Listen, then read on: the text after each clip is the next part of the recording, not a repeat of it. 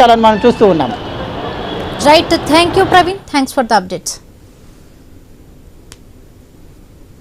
ఇటు చందానగర్ ఖజానా జ్యువెలరీ కాల్పుల ఘటనలో విచారణ వేగవంతం చేశారు పోలీసులు. ఇప్పటికే దొంగలు 3 బైకులపై వచ్చినట్టుగా కూడా గుర్తించారు పోలీసులు. విజువల్స్ను కూడా, ఫొటోస్ను కూడా బయటికి రిలీజ్ చేశారు. నిందితుల ఫోటోలను కూడా మనం ఐన్యూస్ స్క్రీన్పై చూస్తున్నాము. సో రంగారెడ్డి వికారాబాద్ వైపు కూడా పోలీసులు వెళ్తున్నట్టుగా కూడా సమాచారం అందుతోంది. వెళ్ళినట్టుగా సమాచారం అందుతుంది. పోలీసులు అనుమానిస్తూ ఉన్నారు ఆ దిశగా. రైట్, మరిన్ని పూర్తి అప్డేట్స్ మా కరెస్పాండెంట్ క్రాంతిని అడిగి తెలుసుకునే ప్రయత్నం చేద్దాం.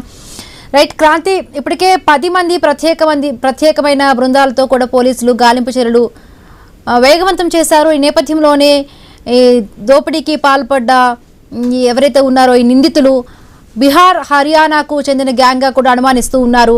సో ప్రత్యేకంగా కూడా బార్డర్స్ దగ్గర, మహారాష్ట్ర, కర్ణాటక బార్డర్స్ దగ్గర కూడా ప్రత్యేకమైన నిఘాను కూడా ఏర్పాటు చేసినట్టుగా తెలుస్తోంది. డీటెయిల్స్ ఏంటి క్రాంతి? హిమబిందు, ఇప్పటికే వీళ్ళు మొదట పోలీసులు అనుమానించినట్టుగానే వీళ్ళు జైరాబాద్ వైపు పారిపోయారు. అయితే జాతీయ రహదారి 65 జైరాబాద్ కంటే కొంచెం ముందు సంకుల్ అనే ప్రాంతంలో టోల్ గేట్ ఉంటుంది. ఆ టోల్ గేట్ దగ్గర కూడా వీళ్ళు టోల్ గేట్ దాటిన ద్విచక్ర వాహనాల ద్వారా టోల్ గేట్ దాటినట్టు పోలీసులు గుర్తించారు. సీసీ ఫుటేజ్ కూడా మనకి మన అంతర్గత ఉన్న మన సోర్స్ ద్వారా దొరికాయి. అవి కూడా మనం పంపించాము. ప్రస్తుతానికైతే పోలీసులు ఆ బైక్ల మీద వెళ్ళింది ఖజానా జ్యువెలరీ ఘాతకానికి పాల్పడ్డ దొంగలనేగా గుర్తిస్తున్నారు. సమాచారం అందగానే సైబరాబాద్ పోలీసులు, ఇటు సంగారెడ్డి జిల్లా పోలీసులు అప్రమత్తం చేశారు.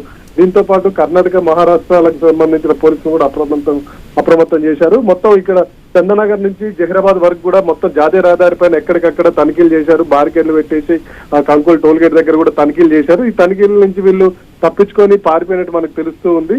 ఆ ప్రస్తుతానికైతే వాళ్ళు కంకోల్ టోల్ గేట్ దాటారు. అంటే ఘటనా స్థలం నుంచి దాదాపు 70 కిలోమీటర్ల దూరానికి అయితే వీళ్ళు వెళ్ళిపోయారు.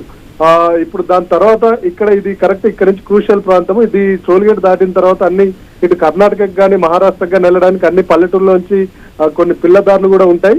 అంతేకాకుండా ఈ 3 రాష్ట్రాల సరిహద్దులో వివిధ ఫామ్ హౌజులు, పొలాలు, తోటలు ఉంటాయి. ఆ తోటలో కూడా చాలా మంది గతంలో కూడా కొంతమంది గంజాయి స్మగ్లర్స్ కానీ ఇతర మాదక ద్రవ్యాల స్మగ్లర్స్, నేరస్తులు, రౌడీ షీటర్లు తలదాచుకున్న సంఘటనలు గతంలో ఉన్నాయి. పోలీసులు అక్కడ ఈ ఫామ్ హౌస్ నుంచి చాలా మంది గతంలో కొంతమంది రౌడీ షీటర్లని, స్మగ్లర్స్ ని కూడా పట్టుకున్నారు, అదుపులోకి తీసుకున్న ఘటనలు ఉన్నాయి. ఈ నేపథ్యంలో ఇక్కడ కూడా ఈ చుట్టుపక్కల గ్రామాల్లో కూడా అప్రమత్తం చేశారు పోలీసులు.